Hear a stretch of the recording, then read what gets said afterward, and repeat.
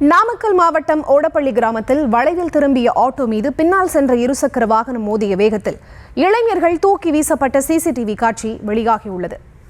இது தொடர்பான கூடுதல் விவரங்களோடு இணைகிறார் எமது செய்தியாளர் தங்கமணி. அவரிடம் பேசலாம். வணக்கம் தங்கமணி, இந்த விபத்து தொடர்பான முழுமையான விவரம். வணக்கம்.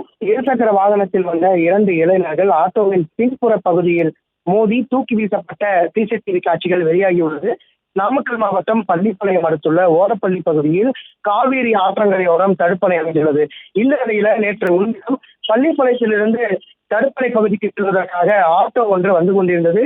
இதனை பின்தொடர்ந்து ஈரோட்டிலிருந்து குப்பராயன்பேட்டை செல்வதற்காக 2 இளைஞர்கள் ஸ்கூட்டியில் இருசக்கர வாகனத்தில் வந்து கொண்டிருந்த பொழுது ஆட்டோ ஓடப்பள்ளி தனிப்பணி பிரிவில் திடீரென வளைவில் திரும்பியது. இதை சற்றும் எதிர்பாராத இளைஞர்கள் வாகனத்தை ஓட்டி வந்த இளைஞர் ஆட்டோவின் பின்பகுதியில் தனது வாகனத்தை மோதியதில் 2 இளைஞர்களும் தூக்கி வீசப்பட்டனர். அதிர்ஷ்டவசமாக சிறு காயங்களுடன் இருவரும் உயிர் தப்பிய நிலையில் தற்போது இந்த விபத்து குறித்தான சிசிடிவி காட்சிகள் வெளியாகியுள்ளது. விவரங்களுக்கு நன்றி தங்கமணி.